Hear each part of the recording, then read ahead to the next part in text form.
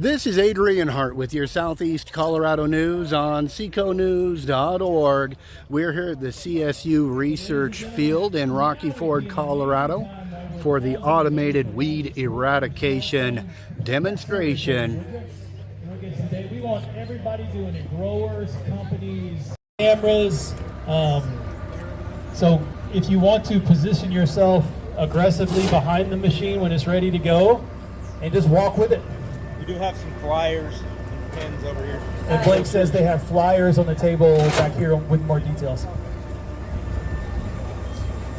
Yeah, and good to know, Ben's reminding me, this is only water in this today, so you can walk through it. There is no chemical in it. So grab your phones, get ready to walk. And they've removed the central skirting so you can see these spray orifices shooting.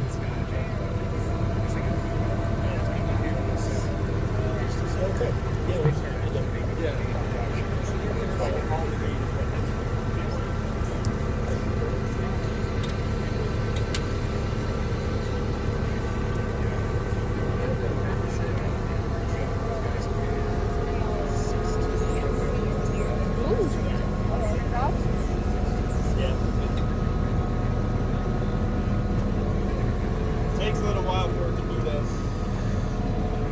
So while that's booting up, if anyone would like to see what Blake has in his hands, it's actually a spare tablet. Like I said, it is through a Wi-Fi mesh network, so we're able to see the mission that he's plugging in. What he's going to go through and do is simply state all green. Like I said, it's one of those functions that comes with the machine, and we're just going to show a simple spot treatment today. And from there, you can see the acres covered, fluid consumption, and what that average looks like on how many gallons per acre are being consumed in the field at that time, and also what set of nozzles are activating and grouping. You can ask Blake also to switch it over to what we call detection, and so what you'll be able to see is what the camera sees raw real time with those simple polygons of what it's focusing on to be able to kill. First, I'm going to show them how all the nozzles. What do you I'm just going to do a nozzle. We're going to do a simple priming right now. This is part of our field operations to make sure that we have the proper fluid from the tank mixture to the back, and it's at full pressure. So right now, Blake's going to show, this is a flushing. All the nozzles are on. Spray pattern looks accurate.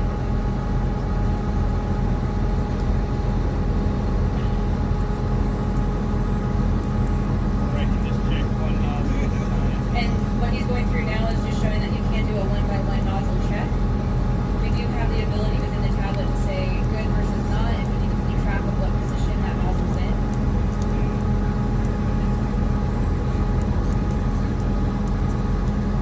And they're all working good.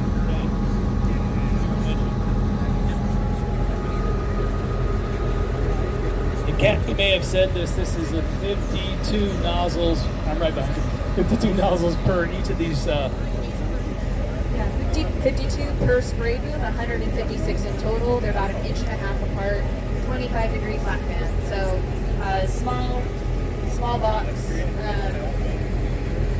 Trying to think, because we actuate the solenoid as open as long as the weed is needed for that size.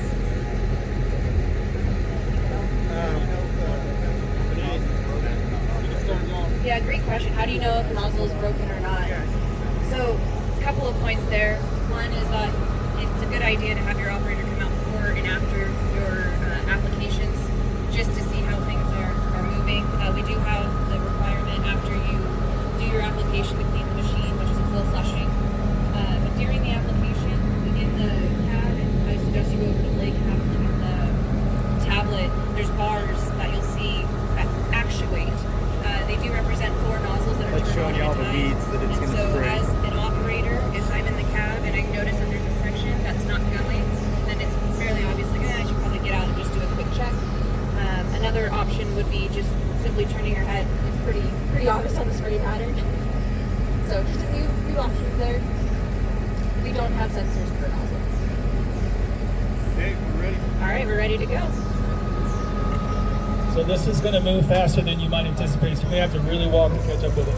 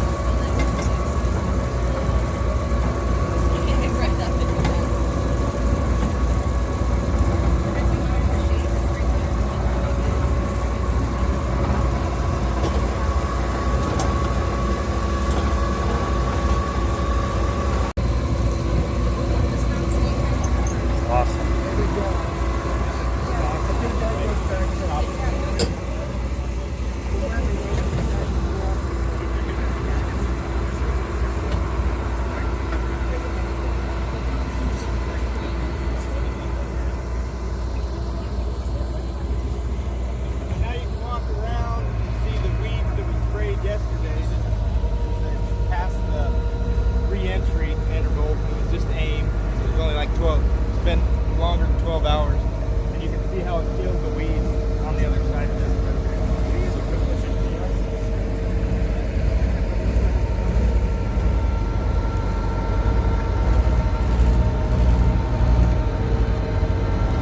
Total, decent pressure on just spot treating all the grass and broadleaves we see here, which equates to just under 30 gallons per acre. And what would broadcasting be typically? I'm so sorry. What would broadcasting typically be in this same? Oh, Great question. What would be the equivalent for broadcast? I'm going to say I would have gone conservatively at 30 gallons an acre, probably 50 to 60 in a normal setting. Yeah. And we'll have about 15 more minutes with Eco Robotics. Appreciate it. So I think we have some individuals who are checking out the treatment that we sprayed yesterday. Since we're on this half of the field, I would highly suggest going and taking a look at what it looks like when we did that spot treatment with AIM.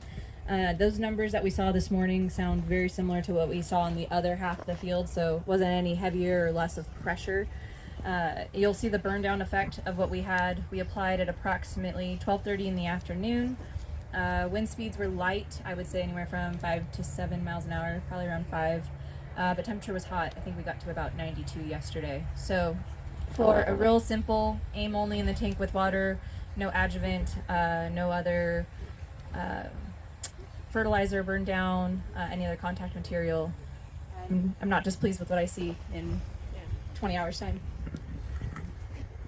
The front fluidic kit with the ARA and the tablet in hand. With the algorithm piece, you get to pick 3 crop algorithms, and you get all green as well, and that is a yearly subscription thereafter. And then those additional functions that I talked about with sizing and line and thinning, those are going to be an added cost as well. But what we're seeing in ability to go, I had a question while walking out here that I didn't reiterate to the group is, you know, how many acres an hour can I cover? So this last Saturday, I sprayed about 24 acres of broccoli. I did it in 4 hours, so I got 6 acres an hour on my broccoli field.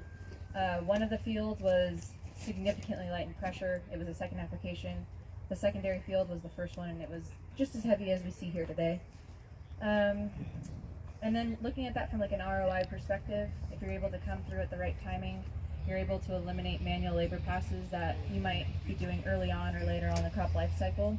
So hopefully that ROI equates anywhere from 1 to 2 years in time, if not faster, depending on your operations. Question here. Do you offer a warranty if anything goes wrong? Questions about warranty? As I know today, we have a 1-year warranty on our unit. Coming to Colorado, we're trying to reduce labor as much as we can. We're still running a crew through there, of course, so, you know, getting anything that is very tight to the onions or anything that the sprayer might not have gotten. Well, why don't we wrap there? Help me thank the Eco Robotics crew. And realists. Coach, thank you for having us. You're so welcome. You're very welcome.Hanks for coming to Colorado. We'll walk out of the field, and you can see Nio's machine, the white autonomous tractor over there. We'll start there next. GPS, we have also 3 lidars for safety. Today they are deactivated, so we can walk around the robot, but in normal operations. When they are activated, there is an area around the robot that will stop the robot if someone goes inside. Then for the tools, it's very basic. We have a 3-point pitch, so that's why I said before you can put whatever you want on this robot, as long as it's not very heavy task, so you will not be able to use this robot, for example, for soil preparation. We have also the Oz robot here. Oz is a very small robot dedicated to small farms. This robot, as well as Oreo, is mainly a tool carrier, so you can put some tools at the back. It's not a 3-point pitch, so you have to be more innovative on how to attach the tools. But again, it's the same principle. You have partially GPS guidance, and so what knows if you have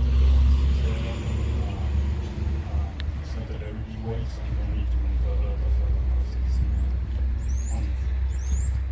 What else can I say here for the mapping of the robot? We use the antenna that is already on the robot. We take some points around the field, and then we have our own software to create the map and of the robot. I don't know if you have any questions after what I introduced. Julian, a farm need to have the RTK capabilities like an auto steer tractor or plantings with GPS to make this work? No, this RTK is not like the RTK for tractors, for example. It's a GSM correction, so you don't need to have RTK based on your farm. We can provide everything. The only thing that we need to do is to take the points and to have a precise map before to run the robot. The mapping is the key of everything. You need to be as precise as possible. You need to tell the robot if you have obstacles in the field, irrigation pipes or things like that, so the robot can know which part of the fields to avoid, and then you're ready to go. Other questions for Julian?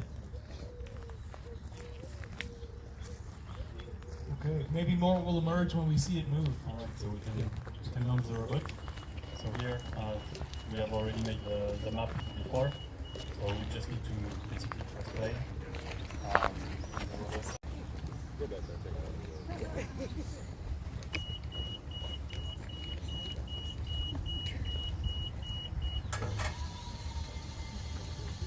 So the tools will be positioned as you want. The robot will record the depth of the position of the tool and replay that after every U-turn. Fast ground speed, so I have to flip along here.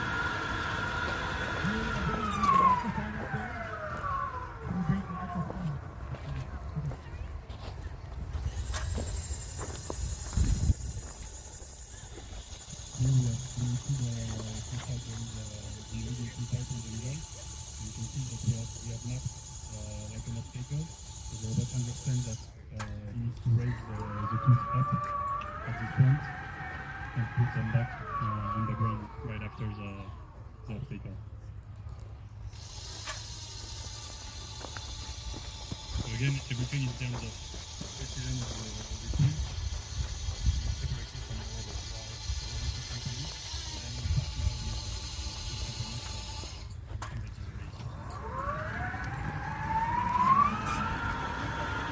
I saw this demo in other places where you look at Julian's have this company Volt, which offers these amount of finger readers on the bottom of this thing so that they can actually get in row like all this other technology to weed around plants as well. So, and you'll notice there's no diesel engine, right? Can you hear it's quiet? This is all electric, right, Julian?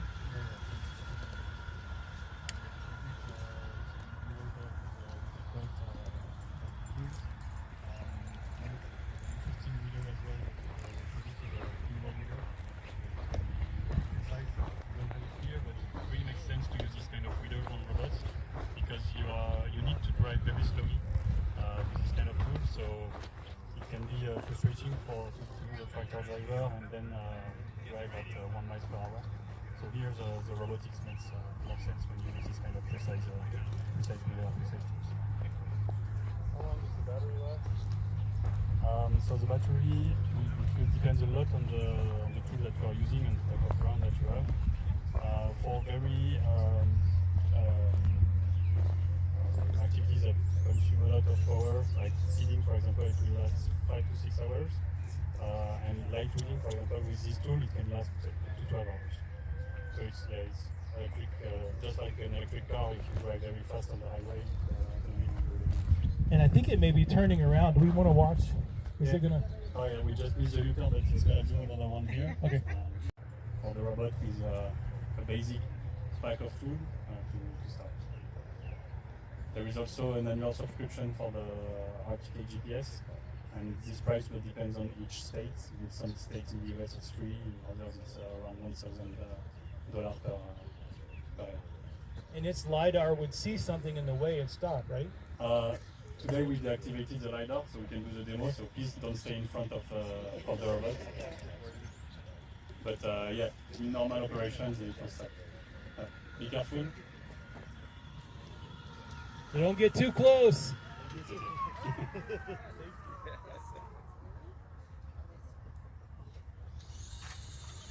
Yeah, don't try the LiDAR, they're not working today. Be safe. You said you have 400 units around the world. Are they still experimental or are they actually being used Yeah, the question is about 400 units that we have sold, if they are experimental or being used. Most of them are actually used by farmers. Mainly vegetables for those two robots that you see here, and also vineyards for some other robots that we don't show here. So vegetables are our main customers. We have also a lot of tree nurseries, growers that use those robots, so it makes sense for them. And remember, this doesn't rely on an image library. There's no optical sensors. It's just following a straight line, right, Julian? Yeah, exactly. So it's, if you do the mapping well, the precision is 1 to 2 inches. It works by day, by night, the same way.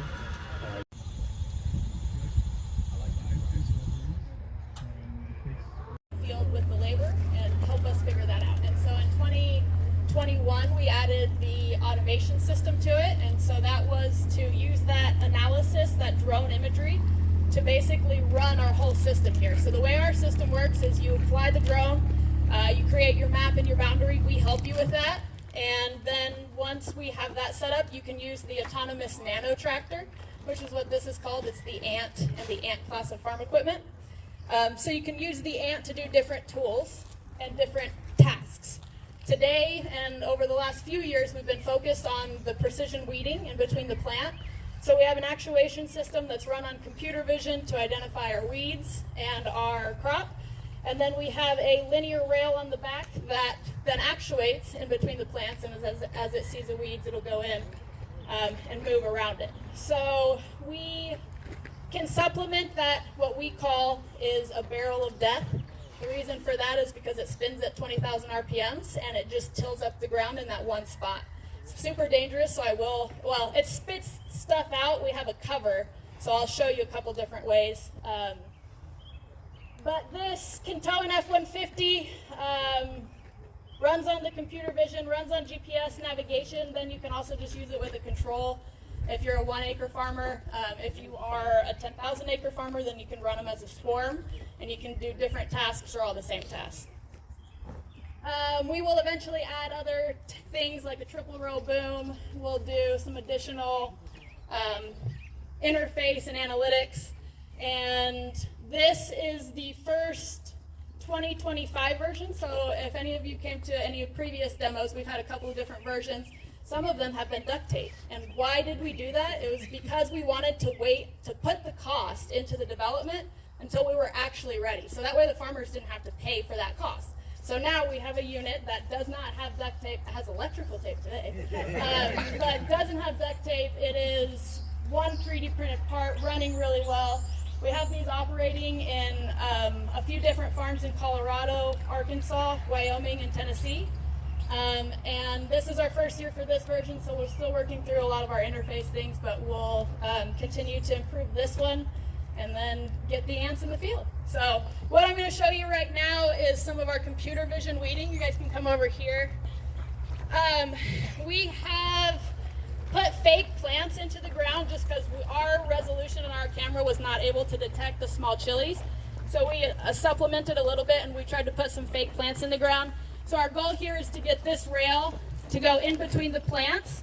And what it's going to do is it's going to go from one side to the other. It'll go in between at different stages.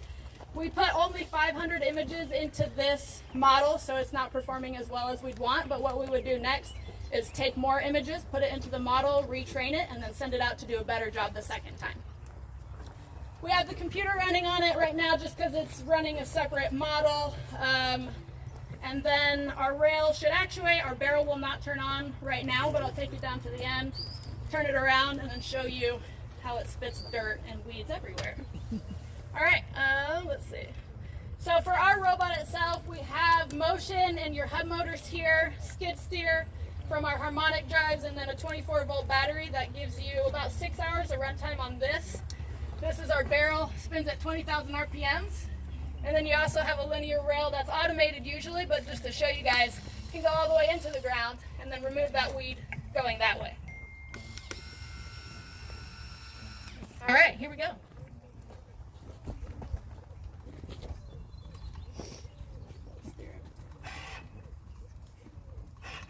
So, sorry, I'm stopping, but this is our fake plant right here. So that's what we're trying to avoid. So you saw it avoid the first one. It is on the back side of it right now, so we will rotate. Usually it's running really well on GPS. We did not get our GPS connection set up effectively this morning, so I'm just running it on controller code. And Sarah, sorry for the small peppers. Oh, that's okay. We, in the farm, we're running in sweet potatoes, edible dry beans, sugar beets, a lot of different things, and there is never one time where we can go out the first day in the field and get it to work exactly the way we need to. And that's going to be the similar case with a lot of the other equipment. And so here what we would just do is continue to put more computer vision images into it. And so it's detecting, and it's moving out of the way of our fake plants, however. So that's just the factor, is if we need enough data for it to work, and then we can set it off into the field. And some of these image libraries needed are like, what, 30,000 images big? It's like astronomical to develop a really comprehensive image library. So these guys are kicking butt with 500 here. So what I'll do is I'll turn it around, and this also, the conditions, we're not using a skirt today, but we do have that option. If conditions are bad, then we'll put a skirt over it to try to control the environment a little bit better. And then I'll just turn here in the row itself for us. And then I'll turn this actually on so that you guys can see it in a second. And so we have our turn in place as well, really stable, smooth, no compaction. And for us in beets and beans, the way we navigate is we try to get in and out, but our robot's so light that it's not actually going to hurt that leaf, and it'll continue to respond to that environment.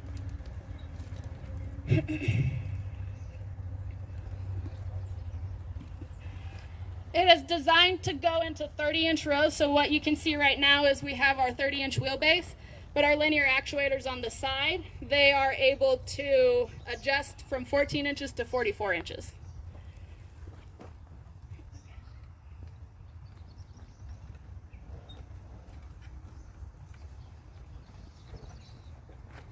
This is mostly because of our shadows, so if I was to add our skirt, it would probably perform a little bit better for us. But from here, we would just go in and adjust our computer vision model, and then run it again until the farmer is satisfied and our percentage of accuracy is high, and then we leave it on the farm for however long the farmer runs it. So the other thing, we're going to reset this one so we can turn this barrel on so you guys can see the effectiveness of this. And then this robot over here just has, if you wanted to come on this side as well, this has the same linear rail. Instead, we have a sweep attached to it on this one. And so you can put a bunch of different tools. That is a custom sweep technically, but we've used other ones. We enjoy when our farmers make different tools to put behind our robot, and so the way that works is they design it, we adjust the software, and then they're off to the races. We've had people make carrot harvesters and a few other things. And then for our robot here, we have front attachments, back attachments. This is a spray module up here, so you can, instead of this rail, put a spray, and so then you're actuating your spray the exact same way. And you can have that same control, just targeted. So here I'll just show you a little bit of cultivation, show you how strong our robot is.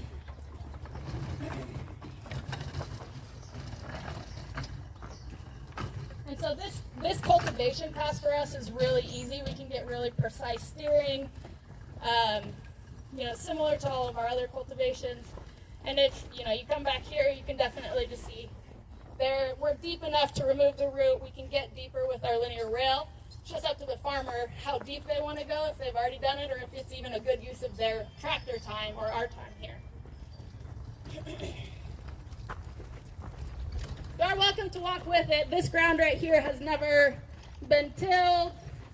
And so you can basically just adjust this whole system however you need. And I'll show you the interface inside shortly. But we're digging up pretty good. There's very little other tillage in between the row itself. And so when you come in and you look at our trench here, we're doing a decent job at saving the pepper kind of thing. Your linear actuator will allow you to go lower. You can put different types of sweeps on it. Sarah, how deep is that going? That one we don't have fully measured. We really don't try to go any deeper than like 3 or 4 inches. The reason for that is because the tractor already has cultivation, and so we're not really trying to replace the tractor. We're just trying to work with the tractor on areas where the tractor can't get in, might be too wet. And so this task runs all day. Then you can attach different things. So we'd attach mowers to it, kind of edgers, different types of things. And then you just go all day long. How much did the machines weigh? The machines weigh, with our heaviest battery, probably about 210 pounds. So about a human walking through the field. The battery itself is a 50-pound battery, but you can get heavier ones if you want it to run for 20 hours instead.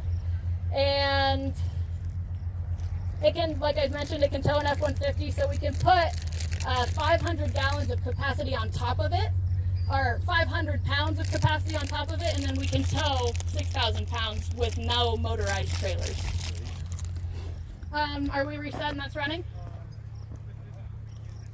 If you press B, you should know. Okay, so the barrel's on? Yes. Okay, so what I'm going to show you, we have a cover back there, and I want you to stay on this side of it, but what this barrel does is it removes and it tills right in there, and no cover is only to show you. So in operations, we have a cover. The farmers remove it, though, to get a smaller swath, so it kind of just depends on the plant's needs. So what's the safe side to stand on? This side right here. Okay. Okay, we'll Unless bring you want to dust death. bring it up a little bit more, and we'll find some weeds here for you. And so this is able to adjust its height. Right now we're using mechanical limit switches. In the future, however, we are going to probably integrate our depth camera in the back, and that will allow our linear actuator to get no till or reduce till or all the way into the ground. There's probably fine. You're going to be in the splash zone just a little bit. So are you. You're going to go over there. That's fine. This is like reality TV. So go ahead and do it again. So right there, if you wanted to come after, and then go forward a little bit. And then after we go, just keep going. More. And so after after it runs, you can come over here and see how much we are actually digging out and how precise we can be with this mechanical tool. This mechanical tool itself costs about $6 to replace. So running them often is not a cost burden. If you don't mind a little bit of splash, if you can go forward, and I can show you guys from the back. And you can see they're going right between our pepper seeding that has not been thin. This is about 9 inches apart. Yep. So that is able to go much lower into the ground, or we can stay right above. If you want to try to find a weed juki up here, you might have a little bit more luck there. Yeah, there's some cowpeas further up. Some of those. And so this can be for thinning. We can do this actuation for thinning. We can do it for the weeding. We can do it, you see how the blade is rolling forward? So on some plants we don't want that to happen. Some plants we don't mind if there's one little poke in the leaf hole. So it's really just up to the farmer. Sorry. Go ahead a little more forward. But you can see, like, if you come over here and feel how much that's able to till, then we are one of few companies that's able to get late stage weeds with this mechanical application. Go a little more jukey. Let's get this something. Yeah, that one's probably fine. You can go back. So I got that one, and then. Sarah, I heard some farmers were, you've been real responsive in getting feedback and trying to solve those issues that spring up, but we know that glyphosate-resistant weeds, Palmer amaranth, that this thing's capable of taking that out, isn't it? Yes, yeah, and through this method, so we do a maintenance system. Our unit costs $25,000. You run it on an interface, and you use this computer vision and this mechanical tool as a maintenance system to go in and continue to manage your weeds. Early season, when we have the weeds that are small, then we can clean it pretty good. For our late stage weeds, we would cut it, and then we would do another management system, which is where that linear rail is so great, because after you cut it, then you can go in and spray something if you want to, like a cinnamon cocktail or a vinegar or something like that. That's not a chemical, but still is going to hurt your weed enough to get your coverage. Let's see, do I have anything else? You can take your hitch off and tow things, and you just change your task. So what's the highest you can have the thing off the ground? So you can put your hitch all the way up to here. And we have different size linear rails too. So that's your full height. And then you can actually adjust this even further if needed. We operate in sweet potatoes, so we love that mound because this just sits right on top in between. We're able to move really well. Early season lettuce, we're able to get in between with our different size swath. And so you can just take this off and then put different lengths. You can make them really big, really small. And then, like I said, that blade itself is about $6 to replace, and then the motor is like $20. So we're really not trying to, we know farming is hard, heavy work to manage, and so we just want to give tools that do hard, heavy work, basically. Yeah, you want to see it cut any more weeds? That's what I like to do. But we don't run right now the barrel, or in this environment, the barrel on computer vision, just so that you can see things. But in the field, we have the cover. Farmers can replace it. And then if they need anything, they call us for remote support. Our interface is way outdated right now, so we're talking like Microsoft 97 versus whatever, Apple iOS, whatever you guys are on. And so we're just going to keep on improving, keep on taking our farmer feedback, and then keep on running it. Questions for Sarah? Do you still have the option to buy or to hire you to do the work? Yeah, so we can run either way. We have a service fleet that is being managed this season by Andrew Wood, who is somewhere around here. So if farmers need to just test it on 1 or 2 acres or want to run it on just 5, we can do that. Usually we do between $55 and $60 an acre, so that's replacing that hand weeding aspect. For the purchase model, the farmer buys it with the computer vision and everything. We do it between $17,000 and $25,000. We have a slightly bigger wheel, an 18-inch hub, and then you can give it a little bit more body, but any more strength we add, it'll just add a little more cost. And then we drop it off on the farm. You onboard it for about 3 days of that data collection aspect. Our engineers help validate it, and then you control it with an interface either from the internet or from a computer that we give you. And did you mention cost?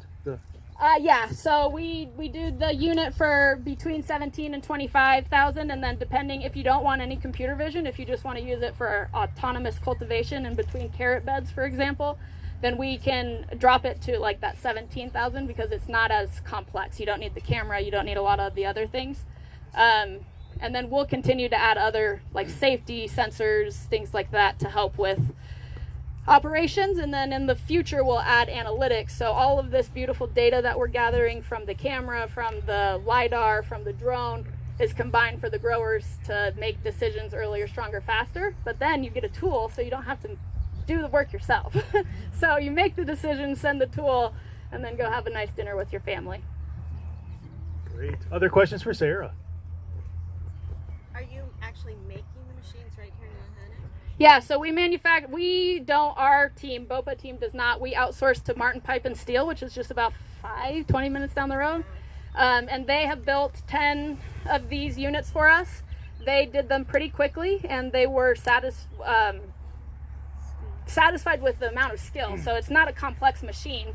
It's a piece of metal body. You can replace that anywhere. This is just a square tube leg. Put your wires through there, and then a 90-degree bracket. So we build these because we want to build them where we operate them, and we need to have access to machines that are outdated, because that's just the reality of living in rural, right? So we made it really simple to design. You can take off the wheels, change them to an 18-inch for a couple more clearance, but then you can also just take off the leg and bolt it to your top set of holes, even to give your legs potentially a little more clearance, or shorter. And then we'll take advice. So how do you feel about the barrel of death? I'd love to know. But yeah, we're excited to be here and keep doing it. And if you want to see one running in farm, we have them up in northern Colorado on Beets and Beans. We'll have run in the San Luis Valley on a couple of things, and then probably try to get one over to the west slope as well. So how long does the battery last? On this barrel, because it's sucking the current, the energy from the battery, that's only about a 6-hour runtime on the whole system. If we move to cultivation, we can go probably 16 hours. And then if you're just doing towing, like we tow anything, a mower, hay, batteries ourselves, if you don't want to walk, that's probably closer to 24. And then I have just left this in the truck on for 4 days straight, and no instability in the software with weather, with heat. And then I've also, you put it in the back of your truck, transport it from point A to point B. So this unit physically has been to Washington, D.C. and back, and then back to Memphis and back, and then back to Tennessee as well, or Arkansas. So they're so easy to transport and manage. And it's just a great tool to add to your farm management system. So is it easy to exchange the battery when one runs out and you need a new one? Yeah. Recharges too. Yeah, if you want to come take a look too. So our battery is really light.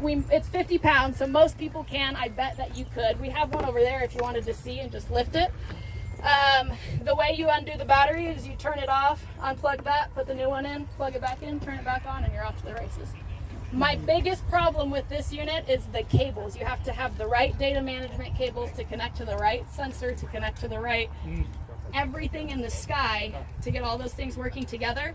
And so we just have, sometimes it takes an hour to set up, sometimes it takes 4, and we just have to deal with it.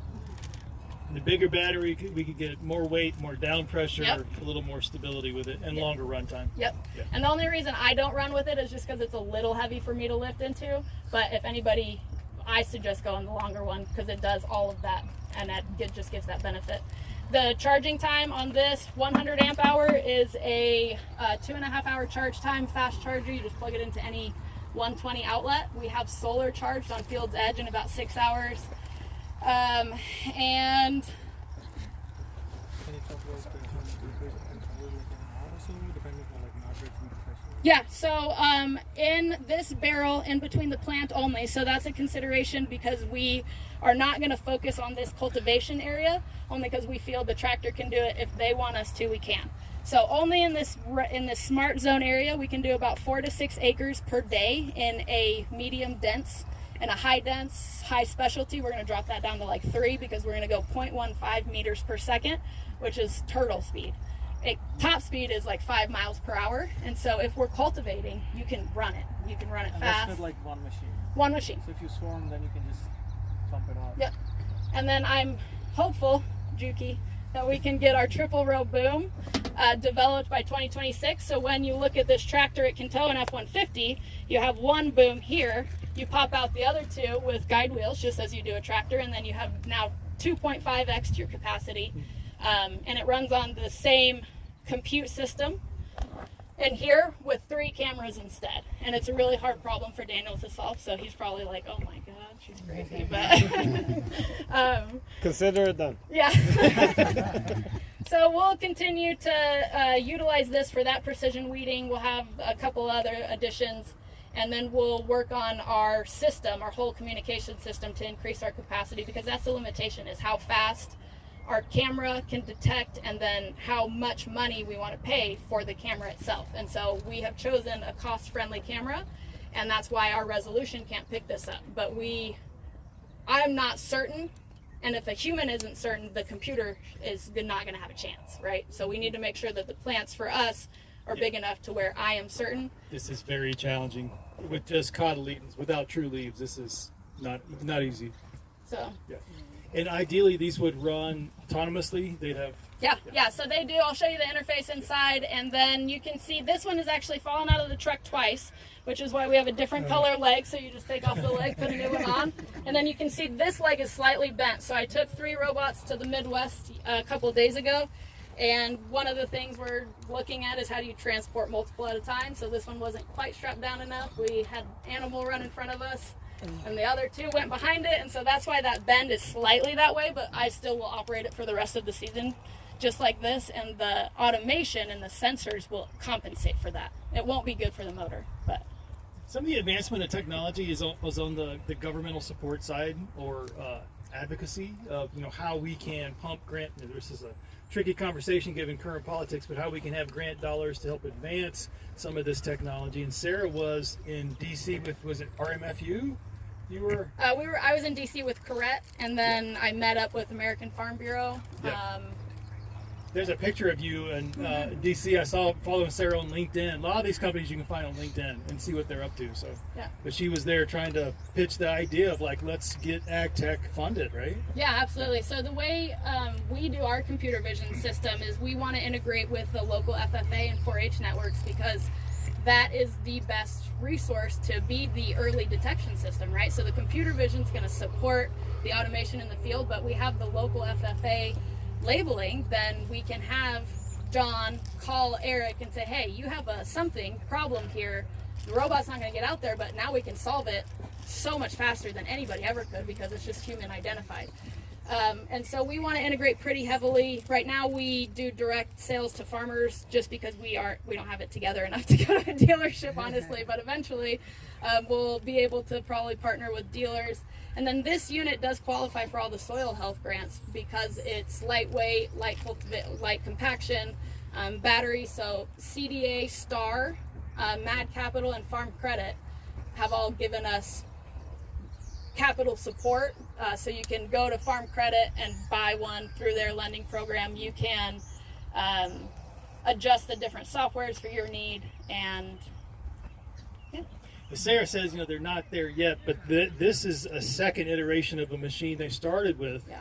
So they're making rapid technological progress towards solving the problem in the field of weed control. So hats off to you for the movement. Thank you. I do just have to say huge hats off to my team, who, not only my team, but all the other people out here are doing a really good job trying to solve this problem. And the computer vision weeding application is, in an outdoor environment, is so challenging to solve. So just getting this far, even for us, is really exciting, and we're going to keep tuning our models and go kill some weeds. So that's our goal. We got these on Hannigan Farms and others in the area? Yeah, we do some trials over with Hannigan. We have a little test plot of Eric and Chuck's that they loaned to us just right down the street. We've planted some stuff there. And Glenn here at Cotto lets us run for data collection. So if you are a farmer in the area and eventually you want to use these, what Robotics said first is it takes a whole season to get. That's the same case for us. We can try to get the weeds in the first 5 days, but really to be as effective as a human, it's going to need a whole season. And so if we can come out to your farm, data collect this year, run automation, you guys get a quick demo, then we could be on track to run it in 2026 at a 70% labor savings and 30% input savings. And so you can transition your labor to fix tractors, irrigation leaks, make safety calls, and then everybody else can go to baseball games. Questions for Sarah? Okay. Sarah, thank you so much. Yeah, thank you guys very much. I'll show you some interface stuff inside. Okay, let's do that. And with that, you guys got our speaker. We will. This is a sharpshooter. This is a weed equipment. That's the space weeder. It's a 20-foot machine, so it covers 640s, 642s, 3x84s, 3x80s. Here we're on 60s, so I think we're covering like 5, 6. What I didn't say is this is precision spray again. Yes. Yeah. Yes. This is a precision sprayer. It's a stream. Unlike other competitors of ours, we can hit a weed that's emerging out of the ground, and we adjust to that size of a weed with the smaller volume. The bigger the weed, the bigger the spray. It's like a pipe you guys are just talking Okay. I'm not singing. I like you singing. I'm not a singer. So we have, if you guys kind of want to come over here, and I'll show you the breakdown of the machine. So our special design that makes us special to our thinning weeding space is our turrets. And you guys jump in there close. This is Yeah. a lot of detail to see. So And, close as you can. So these completely pivot. I believe it's up to about 50 degrees in every which way direction. There's 24 across the whole machine. There's 6 spray boxes. When I say spray box, we consider this a spray box. We got lights, cameras, 4K cameras, and 4 turrets on each spray box, 24 across the whole thing. We have all of our plumbing, liquid plumbing on the back, all of our electronics, cabling in the front, 110 gallon tank. The machine dry weighs about 2,200 pounds, so it's a pretty light machine. Tractor, anywhere from 100 to 125 horsepower tractor. We don't need a PTO, it's all hydraulic. As long as your hydraulics are good. Creeper mode is always a plus for when you need to slow down for a super dense weedy field, such as this one. Like I said, we adjust our volume. That's what makes us efficient with our chemical, with our applications. The smaller the weed, the smaller spray volume. The bigger the weed, the bigger the spray volume. We have a 3D protection cone on our crop, which protects digitally what from us spraying that are hitting the crop. We also have something that we call splatter protection. It detects when it's causing splatter, and we can make adjustments. We can increase or decrease spray volumes manually. We are in multiple different crops: lettuce, romaine, carrots. No, not carrots, not yet. Onions, a little bit of carrots. It depends on the density of them. Definitely onions, watermelons. Something new with watermelons is that we are now able to weed watermelons with plastic. So that's something that's new to us. We just started doing it with a couple guys, and we've got it down. It took us a little while, but we got it down. And that's the plastic edge where it meets the soil, or actually where the holes are in the plastic? Where the holes are in the plastic. Wow. We're weeding in. That's the precision we bring. We can weed into that. Typically it's a 3-4 inch hole, and then the watermelon's in there, and we are weeding around that. And or if the weed is coming through the plastic. We have a customer in Hemet that his weeds are very aggressive, and they're coming through the plastic, so we're shooting what's around the crop and what's coming through the plastic. And your nozzles move, right? They're on a turret. Yes, they're on a turret. I mean, you can see, if you guys want to get up close, they come in every which way direction. When we start doing the demo, feel free to get close. We're only doing water. This is a field variety, so we just wanted to protect it for them. But you can lift the skirt up, and you can see all the different spraying in every which direction. It's pretty neat to see, and how accurate we can be. We can do organic, conventional. Am I missing anything? So we do have a hydraulic generator, which is back here, and that's how we manage our hydraulics. So we're not PTO driven. We have a battery on board. We do have Wi-Fi on board as well that connects to our iPad. Everything's done through an iPad. We can log in remotely. Damien's always doing it. When we have customers out of town and he's in Yuma working, doing something else. We are soon going to go to Starlink instead of what we're using now. So all of our units are going to have Starlink. I think that's it. Am I missing anything, Damien? Yeah. Well, the machine does have something that we would call size-dependent spray. So based on the size of the weed, the machine will shoot exactly what it needs to shoot, right? So I think on our settings, we can put the spray volume from 75% all the way to 200%, And what that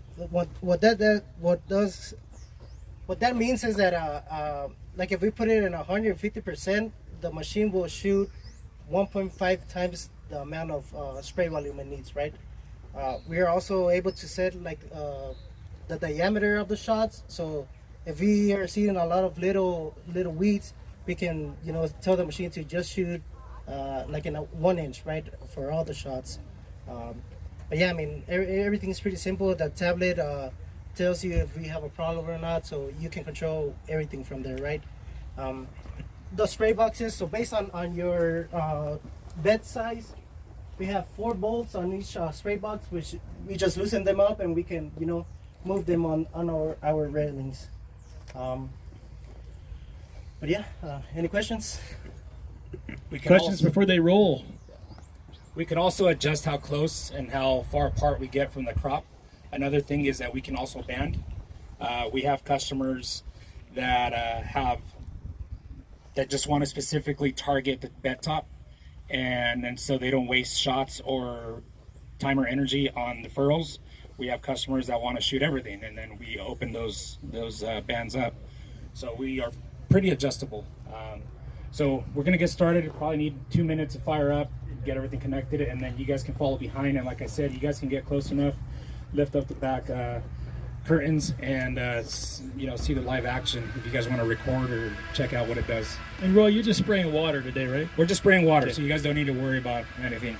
So, all right, thank you. If you guys have any questions, let Damien and I know. Yeah, is the stream on and off on each weed, or does it stay on and just get multiple weeds at one spot? The question by Philip was whether the stream stays on or off. Yes, it stays on and off, so it's shooting per weed. I mean, we're shooting 7 shots per second. No, how many shots per second? 7.5 shots per second. Yeah. Yeah. So I mean, it's a fast-moving action. It's super fast. So there's a lot going on all at once. You'll see it if you get behind it. It's a bunch of squirting going around. Very, very, very precise. You'll be able to see the droplets when you just find a small emergency coming out of the ground versus the big one, and you'll see it.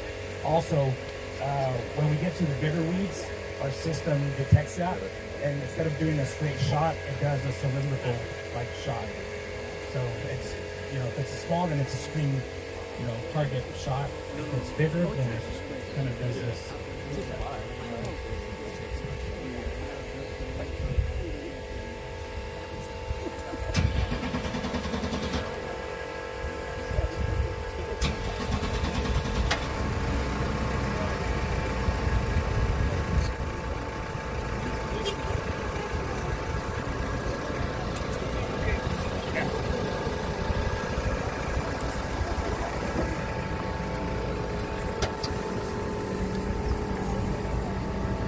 One thing I didn't mention is that on the backside, I'm not sure if the lid is open, but the backside is where all of our I'll pop this out.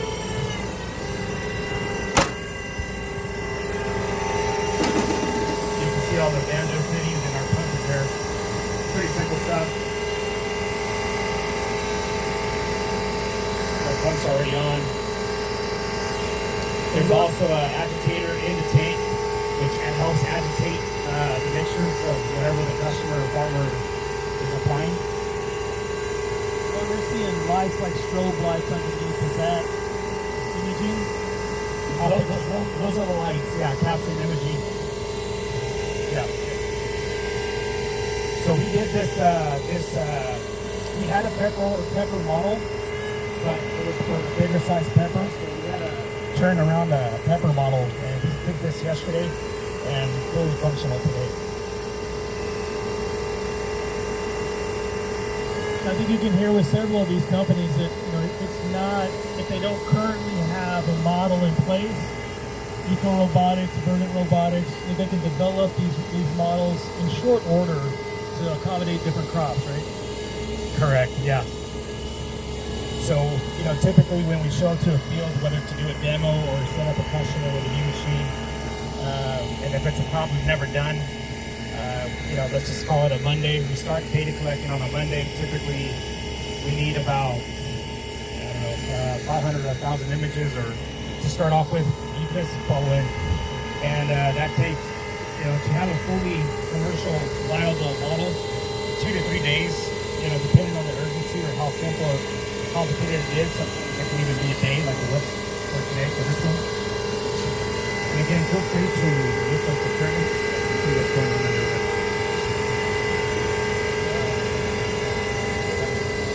Like Roy's saying, if you want to lift up these skirts, it's not anything that's going to damage your eyes, or you're not dealing with lasers on this guy. But you should be able to see how that action is working. And if you come closer, you can see the water on the plant. You can see like we saw with Eco Robotics, you can see the marks on the soil.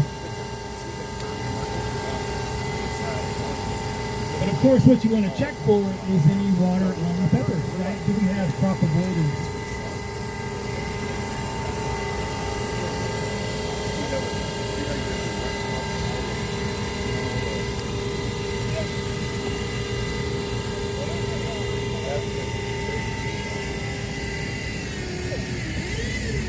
Here, because of the weeds, we have it pretty aggressive. I'm not sure what setting Damien has it at, but I mean, obviously we're hitting a lot of weeds, so I know he has it on a high aggressive, high volume.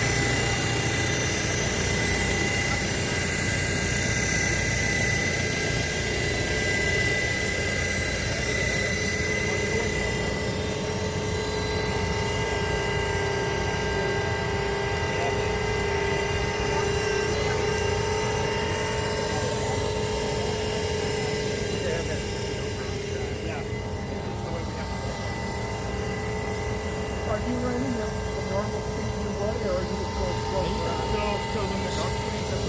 So the question is, are we running the speed that we're supposed to be at? The machine, the iPad machine line tells us how slow or fast to go, depending on the weed pressure.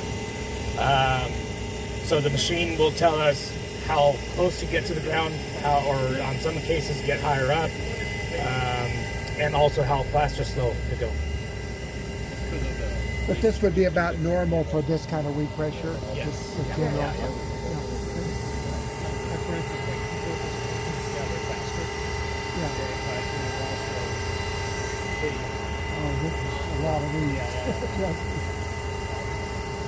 Well, I think if it was cultivated, or you were just doing like I said earlier, I have a customer that has 2 of them, and he doesn't care for the ferals because he's cultivating them anyways with other stems. Yep. And so he's like, well, I don't want to waste energy and product on the ferals, so let's just do the top 18 inches of the bed. I think his bed top is like 22 inches. And is it drip irrigation too? No, that's the furrow. It's furrow irrigation, yeah. In Yuma, it's all furrow. Oh yeah, it is. Yeah, I think soon we're gonna get away from that because we're already suffering on water. Yeah. Well, drip's probably the best, but for sure. But it's expensive. Yeah, the furrow irrigation does grow good crops. Yeah. That's got the water. That's all we've ever known, you know. Well, I think a lot of farmers are slowly converting to drip in our area. Sure. You know, 2-3 summers ago, you would see wheat, cotton everywhere in the summers. Yep. Because our season's in the winter. Sure. And now you don't see a whole lot of anything because the state has put limits on water usage on growers. Yeah. So now they're being smarter and this is groundwater, pump water, right? Yeah. Groundwater. Yeah. And so now they're like, all right, well, we're going to limit on cotton and wheat because we need to save our water for the winter months. Yeah. By the way, what stage are your onions in right now? Where's the right onion now- crop? You know what? It does I turn. think we're pretty close to harvesting. Yeah, I would think so. Yeah. Okay. Here probably in the next month or so. Do they look pretty good? Or You know what? No, maybe- we are harvesting right now. You are harvesting. Yeah, we are. Yeah. Because I drove by Onion Shed the other day in Imperial Valley, and they're harvesting. I saw the. And it was I want to try to pull us back together and Thank do you. a little Thank Q&A with Roy. What questions do you guys have for Verdant Robotics? Is this the fastest it can go? No, we can go faster. It just depends on the weed pressure. Okay, this is really high. So Roy, we get you to use the mic. So slow. Roy, would you use the mic? So So he's asking, can you go faster? So I'm trying to bring us into a circle of Q&A here if we can. The question was if we can go faster on this. The answer is yes, we can go faster. It just depends on the weed pressure.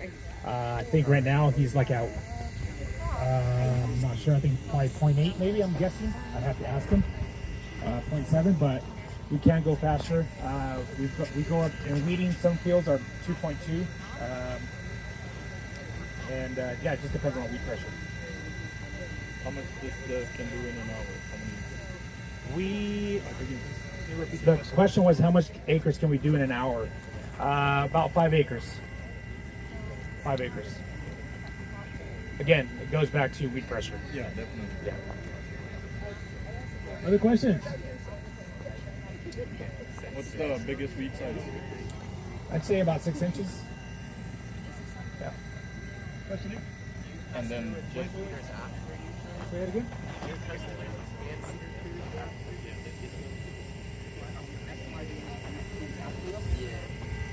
The question from this gentleman is, are we still having thinning crews or weeding crews go behind us? The question is no, we don't. I know it has happened. It just depends on, again, how much weed pressure is, if the machine's available, if it's busy somewhere else. But typically, no. We're doing a pretty good job to where we're not having to come back in with crews. A lot of customers are also doing double passes. They'll do a pass today and they'll do a pass on Saturday or a Monday. Also, there's brochures on the table back behind us. Feel free to take one. There's a lot of specs, a lot of information that's on there. I think we have a customer testimonial too, a big customer that has about 3 or 4 more machines in Salinas. So that's also good. You guys can check that out. Questions for Roy? Marilyn, do you have a question?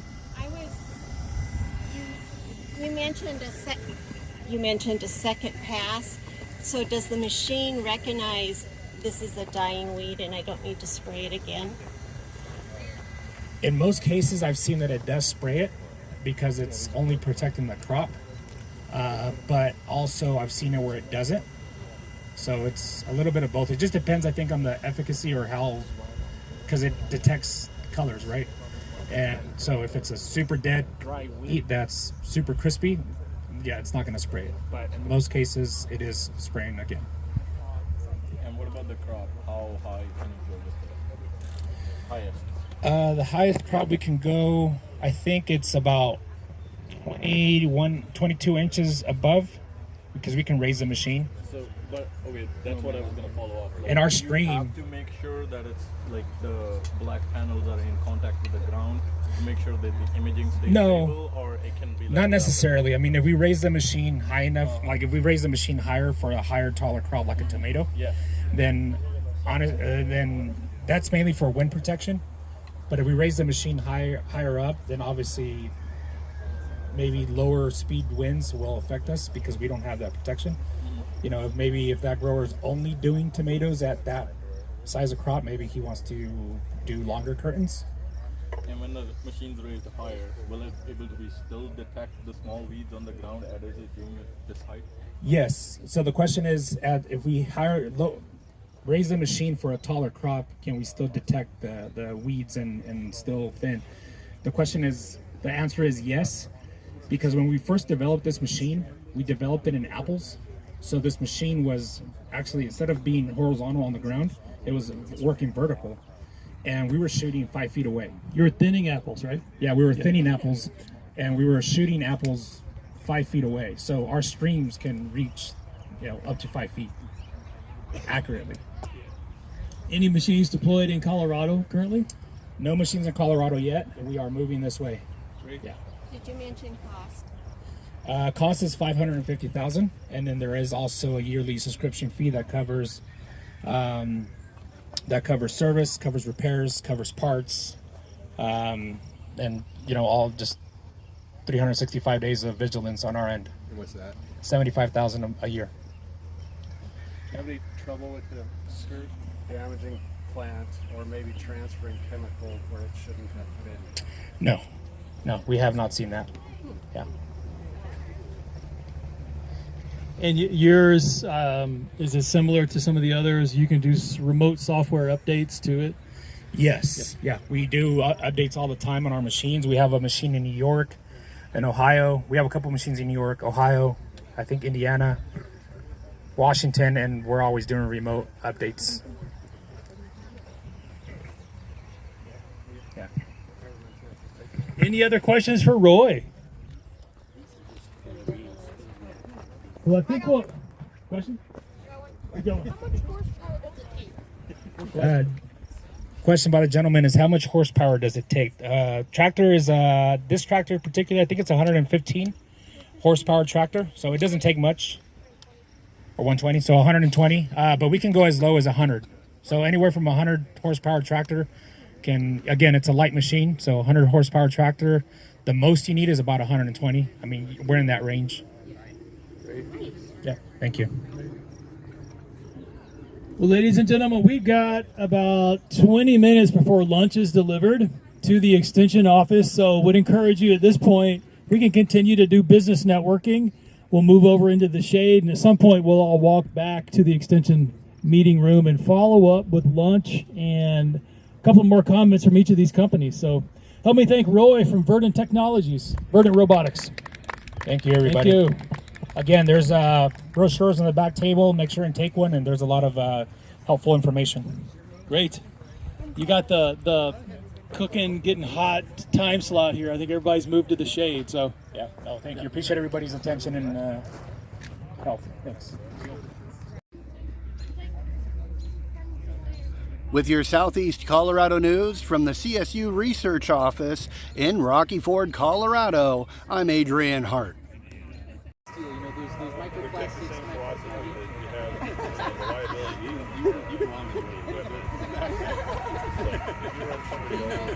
If I had one of these, I could have just precision watered the row. This was all air planted. Yeah.